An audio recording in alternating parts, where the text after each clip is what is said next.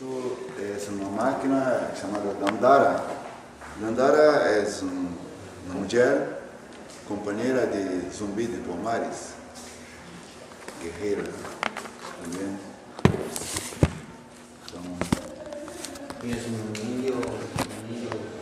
São negros que eram escravizados e se rebelaram contra o sistema e se tornaram territórios livres, chamados quilombos. O Brasil teve muitas lutas e quilombos. O quilombo de Palmares foi o mais importante. Mais conhecido, né? Mais reconhecido, mas tiveram muitos outros também. E todos foram violentamente combatidos, visto que ameaçava o sistema, porque o sistema não tinha controle sobre. Eles combateram muitas guerras. Isso 1600 e... Palmares existiu de 1620 a 1700.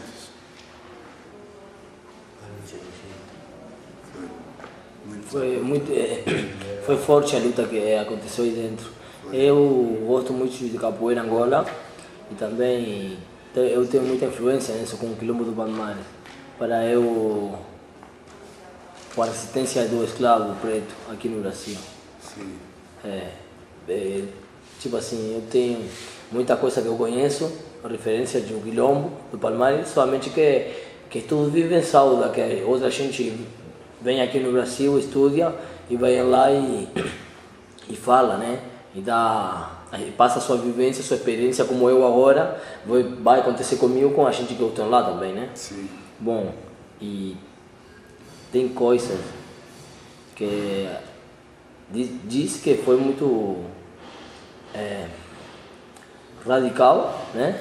A forma de ele viver lá dentro de um quilombo, não? E tipo assim também que a vivência dele foi muito forte para parar a gente que quer ir lá e destruir isso também.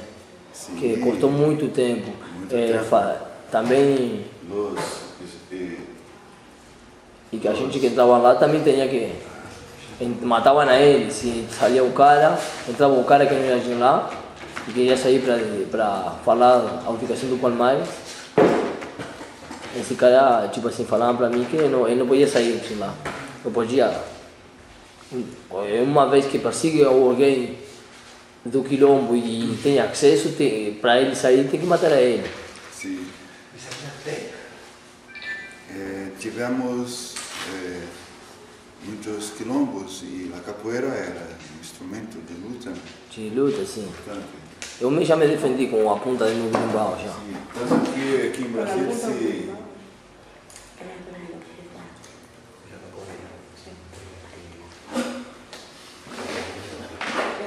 Aqui no Uruguai, quando eu estive lá,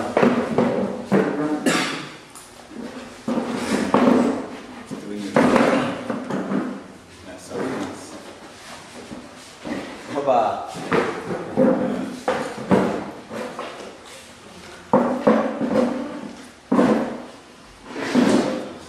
Nós somos brasileiros. Isto foi 2013, em novembro, quando falávamos sobre... Esse ano saímos primeiro. Está vendo tudo? Isto é uma última ferramenta de guardar umas coisas, mas este servidor aqui que abriga isto ha dado um problema e não podemos mais atualizar. Preservamos algumas coisas, mas não temos controle sobre o servidor onde está isto. E aí a gente fica refém de outros. Já perdemos coisas importantes por não ter nossos próprios servidores. Agora isso está resolvido. Não usaremos mais este que temos nós. Aqui tem um arquivo de muitas viagens que fiz e é muito conteúdo que há aqui dentro. Então, por hora ainda fica caro. Então vamos sacá-lo todo e botar em nossos servidores. Estamos trabalhando nisso. Mas queria ver se acho o Palmares, vou mostrar.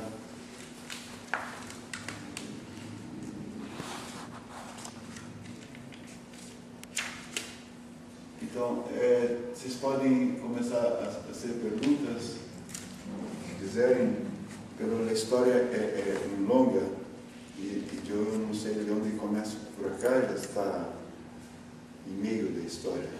Tem muita coisa anterior a isto. Antes do quilombo, de chegar lá. Sim, antes de...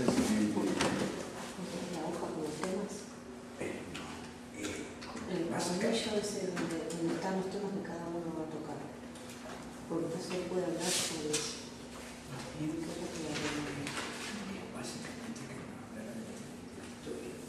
Sí, no, pero es para todos. Sí.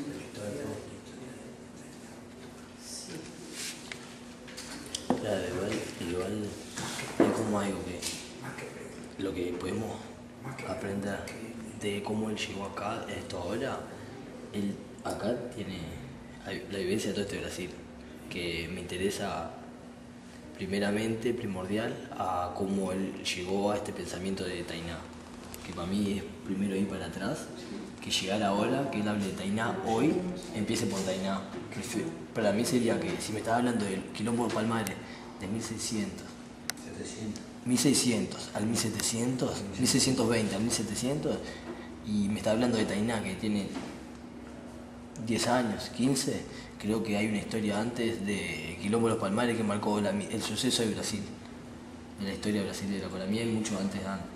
Si él quiere empezar por ahí, ya hago el ítem, que es, voy a poner comienzo de la charla antes del 1620.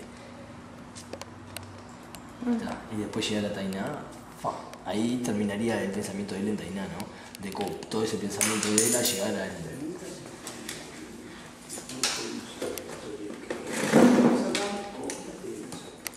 Es como lo que los tengo vivos a ustedes, yo termino acá y empiezo con ustedes.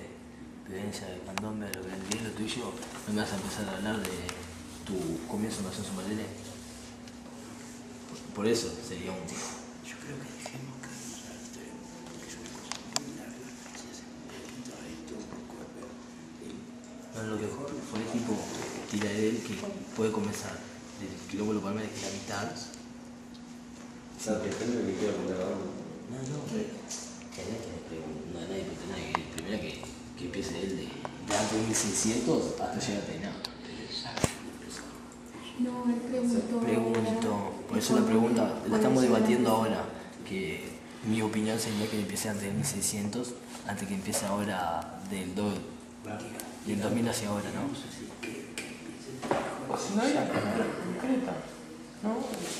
¿Cuál fue el pensamiento que te llevó a crear este centro? ¿Qué fue lo que te hizo? El móvil. Nuevamente, él está hablando de que lo que él tiene para brindarnos es información del 1600 hasta el 1700, que fue el suceso de Quilombo de Palmares. Entonces prefiero que él empiece a hablar. Nos dio una pregunta abierta, si queremos que empiece ahí o que era la mitad de lo que nos va a contar, empieza en 1600 hasta acá. En la mitad empieza en 1600, entonces yo prefiero que empiece antes, que es algo que estamos debatiendo en conjunto, ¿no? Que antes que empiece por el 2000 que empezó Tainá. Para nosotros todos preferimos todos que haga Es una pregunta. Este niño parece, ese Rondônia, Amazonas, ese parece filho de Gustavo.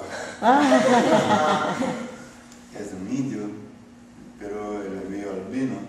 Sí. Me viu e ia por todo lado onde eu ia, olhava a mim. E não falava nada, não sabia falar ainda, mas não saía de perto de mim. Uma experiência muito rica, as rotas de Babá pelos Amazônia, Bolívia, muitas histórias. Tudo isso que tem acá são fotos e nas fotos tem muitas eu estou querendo achar Palmares e em algum momento vou me lembrar onde está no meio disso tudo.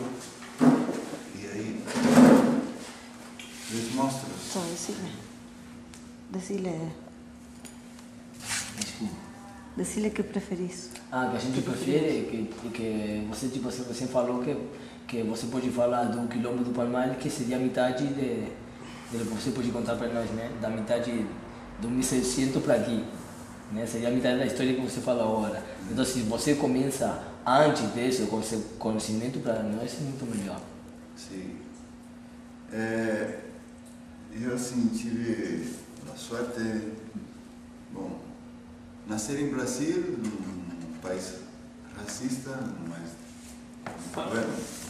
Paraná. já comecei nascendo aqui. E quando estive em Palmares, por exemplo, sempre Palmares foi uma referência na minha vida, sempre. E aí, quando estive em Palmares, foi 2011, estive lá, plantei um baobá, esse primeiro baobá de Palmares, no Instituto de Ambiental, IBAMA. O Brasil não autorizava plantar mais que um. Eu já falei, eu tenho que respeitar as leis do Brasil em relação a nós outros. Levei muitas semilhas e semeei baobás todo mundo que foi. Na Bolívia também, na Bolívia aprenderam as mudas, levei umas mudas desse tamanho, destruíram lá, aprenderam e estava indo conhecer a comunidade afro-boliviana e estava levando baobá para eles e não me deixaram passar, me tomaram pelas semilhas, eu entrei com elas e também temos baobás como em Uruguai, como em Costa Rica, como em Palestina, todos os lugares que vou ou tenho contato com pessoas e distribuímos semilha para ser plantada e criamos uma frase que se diz baobá africanizando as Américas. Todas as Américas foram construídas com trabalho escravo.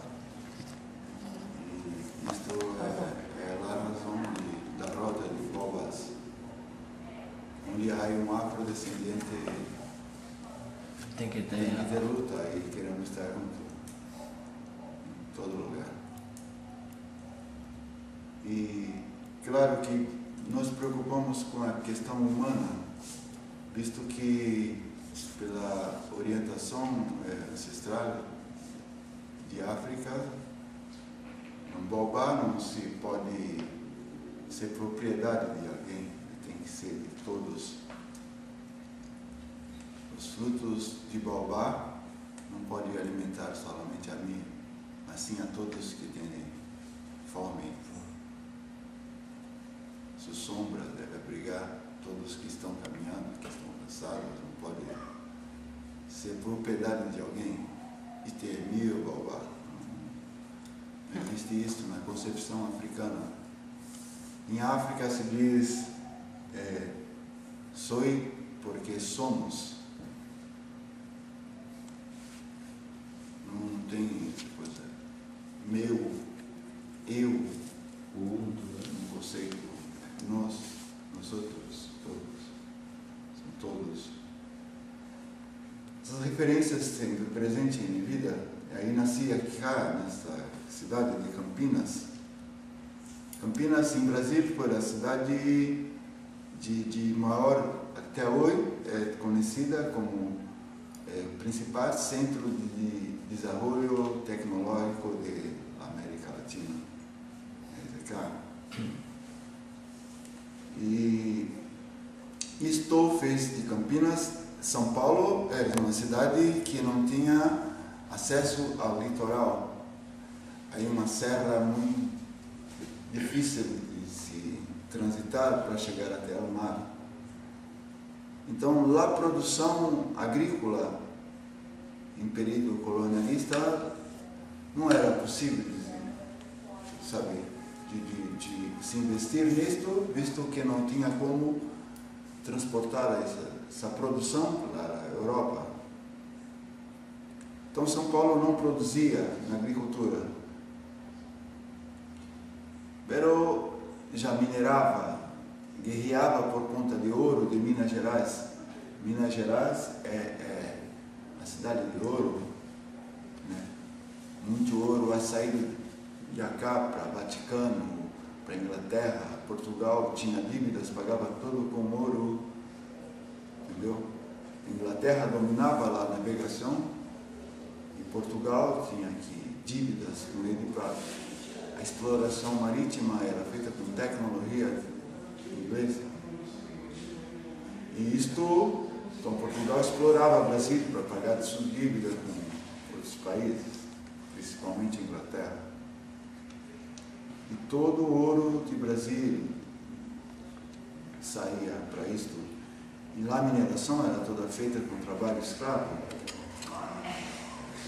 Muita gente morria soterrada, morria de gases, ficavam cegos, de ficar em fundo da terra minerando.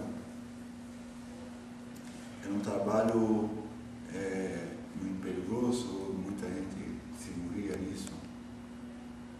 E todos eram afrodescendentes. Então, a economia de São Paulo se desenvolve por conta de lá mineração e garimpo, diamantes, principalmente esmeraldas, pedras preciosas. De maneira tal que quando São Paulo consegue acessar o mar, fica a 200 quilômetros da capital de São Paulo, o litoral de São Paulo tem mar. Porém, no percurso era impossível, aí só se consegue acesso ao mar em 1810, 1815. Com isto, São Paulo já tem muito poder econômico por conta de mineração.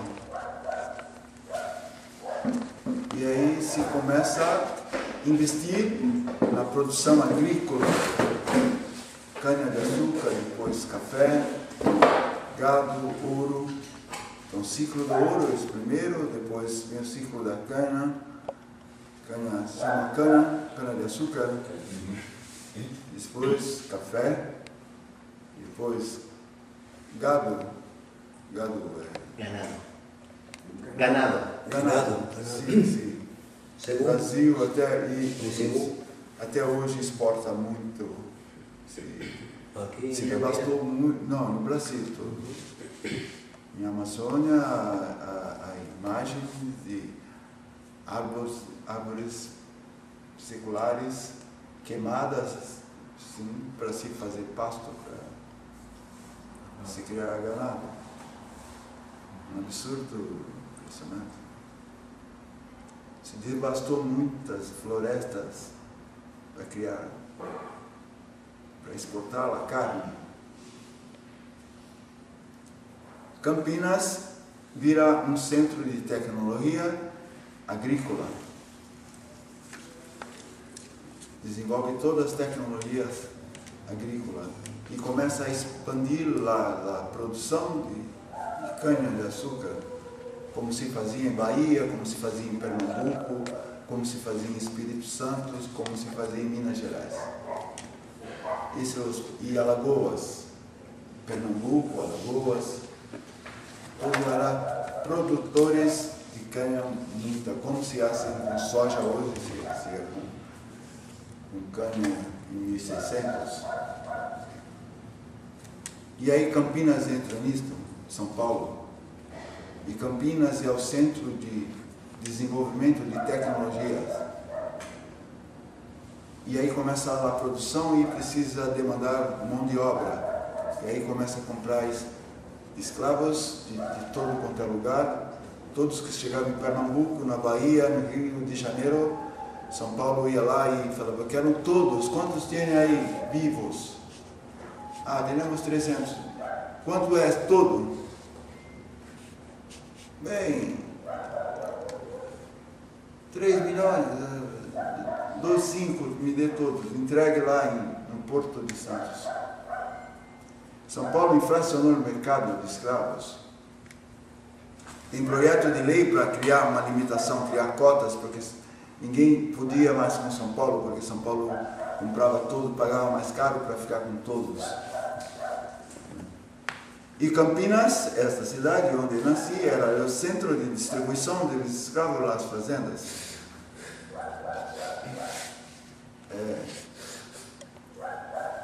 Era trágico, porém era a história que essa história que nos faz fazer tudo isso. E Campinas, Brasil foi no mundo, foi o último país a abolir a escravidão. Campinas foi a última cidade do Brasil.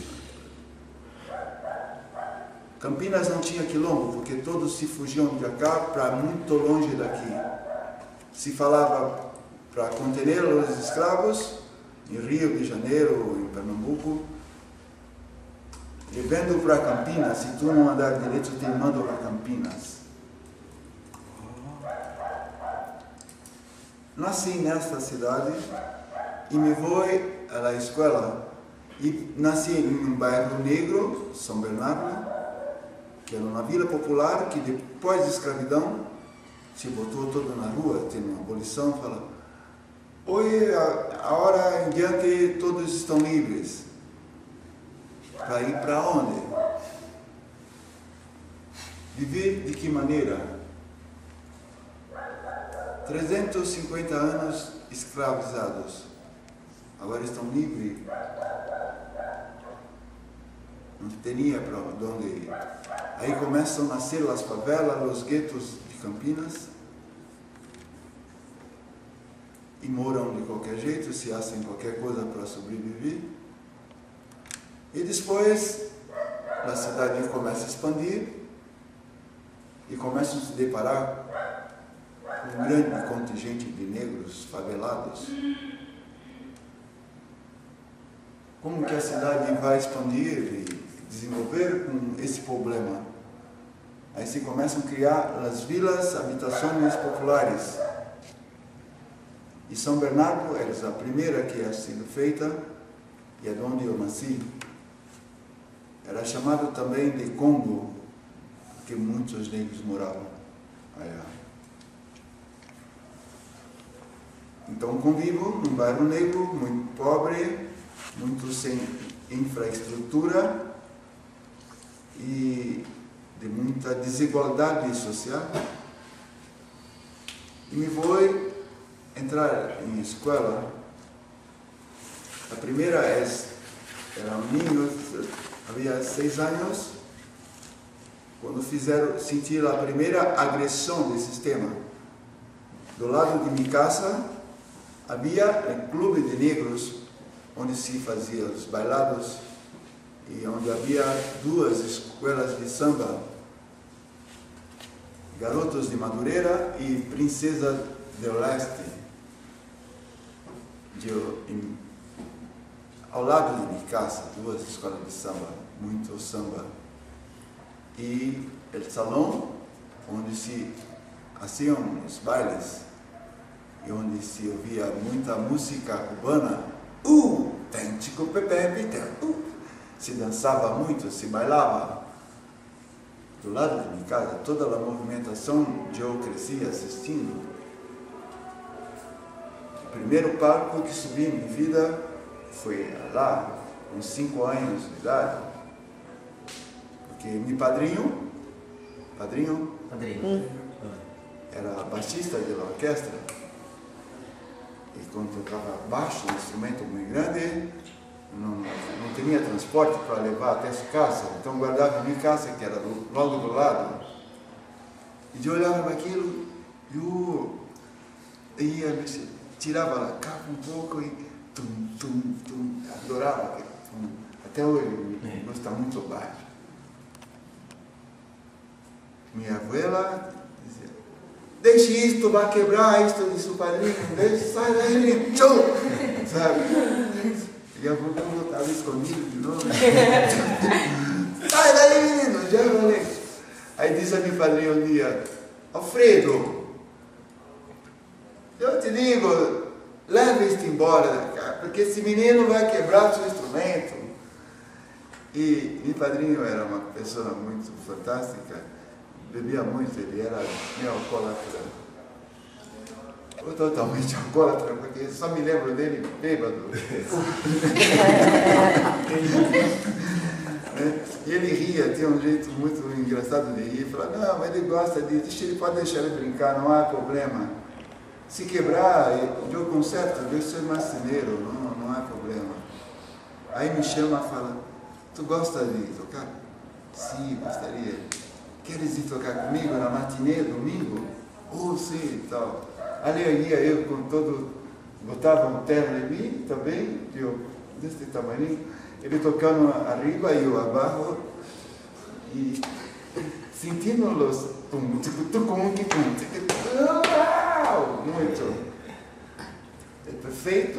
Prefeito de Campinas. El alcalde, comissário. Cada alcalde. Decide que tem que desmanchar aquilo e fazer uma escola de meninos. Esta foi a primeira agressão que eu vivi. E me puseram a estudar.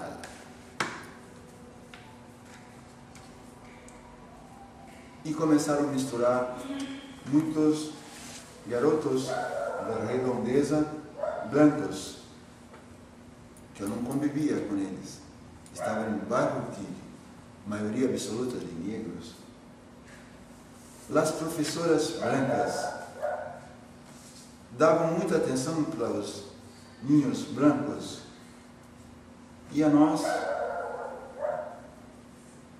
E aos negros era muito diferente o tratamento. Os problemas raciais da minha vida começam dentro dessa escola. Eu, em poucos meses, fui expulso da escola, com 6 anos. Foi? Expulsado. ¿Por qué? Porque eu batia muito no menino.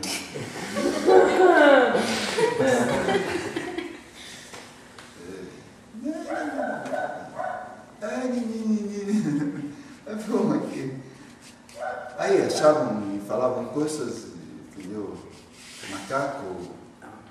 Eu comecei a lutar com 6 anos de idade e fui expulso. Quando eu vou lá à escola normal, mesma situação, os negros lá no fundo da classe, e não teníamos atenção, tive problema na escola também, tanto que... E na parte que me interessava, eu tinha facilidade de aprender coisas, interesse, me gusta muito matemática, não tenho problema com isso, nunca tive. Nunca fui estudar, mas não tive nunca dificuldade de aprender coisas. Eu não tinha diálogo com professores, não nos dava atenção. E quando chegava na parte de história, os livros diziam negros, escravos, escravidão, princesa Isabel aboliu, a rainha redentora magnânima, negros, escravos, história que contava de nosso povo. Eu falava, como?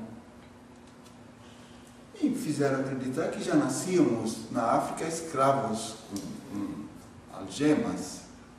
E depois, não me agradava aquilo, não me agradava o tratamento de desrespeito nos outros negros. Aí também tive problema na escola. Não compreendia bem o que se dava, mas não aceitava esse sistema que discriminava. Desigualdad. Aí me mandaram a Minas Gerais porque era difícil e fui crescendo nas calles. Vivi muito desde pequeno pelas calles. Sempre me gusta muito de caminhar em todos os lugares.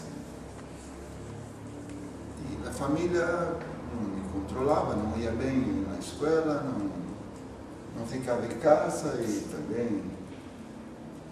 E aí, minha família, muito dificuldade, e eu logo comecei a trabalhar, engraxando o sapato. com 9 anos. E aí depois me mandaram minha madre para morar em Minas. E Minas Gerais, em um lugar chamado Mumbuca, meus abuelos viviam lá, eram escravizados. Porém, meu tio abuelo, irmão de minha avó, convivi com ele. Eu tinha 9 anos e ele 96. Tínhamos quase um século de um para o outro. E ele foi meu grande mestre, uma pessoa que viveu sua vida toda no mato. Dono de muitos saberes e muito conhecimento. Conversava com animais. Ele tinha um cavalo muito selvagem que ninguém podia montá-lo, ninguém conseguia. Ele conversava com o cavalo vinha encontrar-se com ele, selava o cavalo, andava muito longe com o cavalo, dormia, ia muito longe, caminhava pela noite, totalmente escuro, com coragem. Um dia me viu com um outro garoto atirando pedras em uma cobra, na serpente. Ele magicamente aparece e nos diz: o que estão fazendo? Ah, a cobra, vamos matá-la. Estás com fome? Vai comer.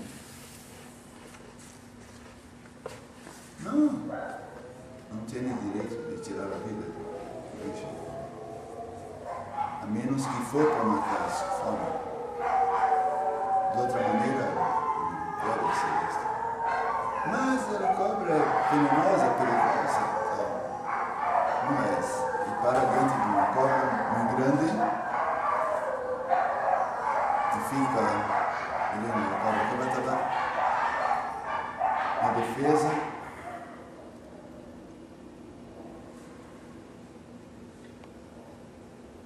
Foi sim. Aonde pode se passar? Não há problema. Ele era essa pessoa. E um dia, eu admirava muito. Eu tive a sorte de ter esse impulso natural de observar as coisas. E ele era uma pessoa que eu observei muito. Me ensinava com cada movimento, com cada gesto, me ensinou a cortar arroz, bater arroz no giral, plantar feijão, plantar mandioca, plantar tudo, me ensinou muitas coisas. Mas principalmente valores humanos, de respeito. Com 96 anos, um contador de histórias fantástico me chama numa tarde. Tipo, é um momento mágico quando você está em um lugar no meio da natureza. Se chama, se percebe os pássaros fazendo algazarra para se recolher e dormir, todos os animais, o sol vai se pondo, a noite começa a exalar um olor de orvalho, num momento que é mágico, que é tanto melancólico, eu acho, que parece o final do dia. E lá se percebe muito bem isso, cada momento do dia se percebe isso. E aí ele me chama, ele chamava de Antônio. Ô Antônio, que é meu nome, vem cá, senta-te cá, sentado no tronco de uma árvore, na porta de sua casa, uma casa feita de pau a pique, de barro. E sentamos lá e ele disse: conte a mim, que viste hoje? Como foi seu dia? E eu fiquei impactado com provocação. Um contador de história pedindo a mim para contar minha história. E por um segundo eu fiquei sem saber e olhei para ele fazia que não me olhava, mas senti que ele sabia que eu estava observando ele e que eu também percebi que ele me observava também, meio discretamente e tal. E aí, dando milho a umas galinhas que estavam por ali ainda, e ele pegava, era bonito de ver, ele sentava sempre assim, e muito ágil, pegava a galinha, ele fazia um carinho, tal, jogava milho, vinha outro, pegava, né? E me pede para contar uma história, o que foi que vi. Aí, naquele momento, senti que aquele momento foi o meu ritual de passagem. Ali, naquele momento, eu me senti um homem adulto. Naquele momento, eu senti que eu e ele não havia diferença nenhuma, nós éramos a mesma pessoa. E aí, disparei a lhe contar a história do que eu tinha visto, etc. Isto é minha escola, o aprendizado todo foi ali, onde tinha muita terra, onde havia muita generosidade, onde todos trabalhavam para todos, onde se dividia cada coisa que se tinha, se trocava tudo, onde não precisava ter dinheiro, não tinha diferença social entre ninguém, todo mundo, as crianças eram muito respeitadas, os adultos, os velhos também muito respeitados, tinha valores que eu não conhecia na cidade. Na cidade eu era discriminado porque não tinha calçado para botar nos pés, porque não tinha roupa nova. Lá todo mundo era exatamente igual, não havia nenhuma diferença entre um e outro. Todos trabalhavam pelo coletivo, toda a terra era de todos, se compartilha tudo o que se tinha, era muito lindo aquilo. Depois eu venho entender que esse é o conceito de quilombo. Então, quando eu escuto pela primeira vez em minha vida falar de quilombo de Palmares, eu falo, então é isso. Eu sou um quilombola. E aprendi isto muito cedo, e desde lá, esse conceito de quilombo, de território livre de todos, da vida comunitária, é isso que eu aprendi. E tudo que hacemos aqui é por conta disto. E isto me levou para caminhos muito tortuosos. Mas, por exemplo, com 19 anos, antes disto, com 15 anos, 14 anos, vim morar para esta comunidade, que é uma vila popular também, outra. Ela é a terceira construída em Campinas. Grupos de habitações populares, muito pequenas, muito mal construídas. Chamamos políticas pobres para pobres. E gente de todo lado vem morar num lugar, gente que não se conhece, gente que não tem mais o conceito de território, que saiu dos seus lugares e vem para um lugar estranho e começa a viver, isso gera muitos problemas.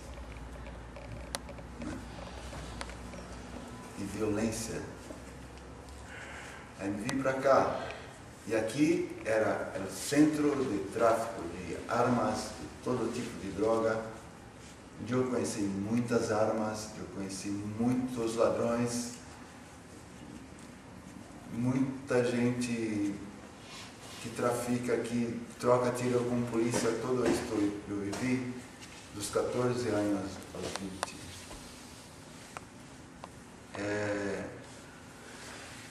Fui salvo deste universo porque sempre carreguei comigo, estava impregnado comigo, valores que sempre considerei importante. Respeitar ao próximo. Nunca quis nada que não fosse meu. Nunca assistei apontando uma arma para alguém. Nunca concordei com isto. Amigos conviviam, falavam assim, vamos assaltar um banco hoje, vamos nessa, vai rolar muito dinheiro. Nós temos aqui umas 2765, uma Winchester 38W, eu sabia atirar com muitas armas, atirava em alvos, botava assim, uma coisa distante, ficava AK, muito pequeno, muitas armas, muitas. Eu falei, eu não nasci para apontar uma arma para uma pessoa. E vai assaltar um banco, tu não sabe o que vai acontecer. Não me deixava ir os valores que eu carregava em mim, entendeu? E muitos iam para isto, muitos se morreram, muitos mataram gente. Então me criei nisto. E aí eu disse que tenho que achar outro caminho, este não é meu caminho. E lá a primeira composição que fiz em minha vida, uma das primeiras, só tem um trecho que diz: hoje, ajuda a traduzir, hoje eu paro e penso, hoje eu paro e me sento para pensar, pois de repente eu vejo e sonho voar. Eu quero entender tudo isto para poder tentar não me perder nessas coisas e continuar. Eu queria ir para além de meus amigos, todos morriam com 20 anos, 25 anos, todos morriam, se matavam, eram mortos pela polícia, todos. Eu sou um sobrevivente, não tenho muitos dos amigos que cresceram aqui comigo. Aí me fui candidatar a um concurso público e fui aprovado e fui trabalhar em Unicamp, Universidade Estadual de Campinas, um prédio do Instituto de Engenharia Elétrica. Foi onde tive acesso aos primeiros computadores. Pero olhei para aquilo tudo e via todo o povo negro trabalhando em limpeza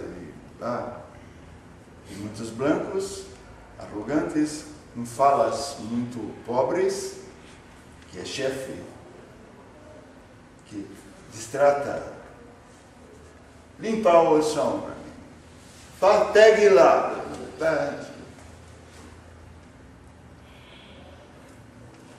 Eu, funcionário público em geral no Brasil, o funcionário público fica até ficar muito velho e se aposentar-se. Nenhum abandona aquilo. Tem estabilidade de emprego e garantias, de salário que é razoável. Eu suportei 4 meses. Saí um dia, peguei minha carteira de trabalho, retirei a parte que tem a foto e lá pensei, eu tinha 20 anos, disse, nunca mais trabalho para nenhum patrão, só trabalho para mim. porque quero. Eu tinha 20 anos, tenho hoje 62. De ali, me envolvi com um amigo numa escola que estava estudando lá à noite e começamos a pensar em situação de povo negro em Brasil e tal. Por que assim? Porque assim? Ela disse, porque não fazemos nada. Se queremos que alguma coisa se mude, então vamos começar por nós outros mesmos. Aí fundamos um grupo de teatro Evolução.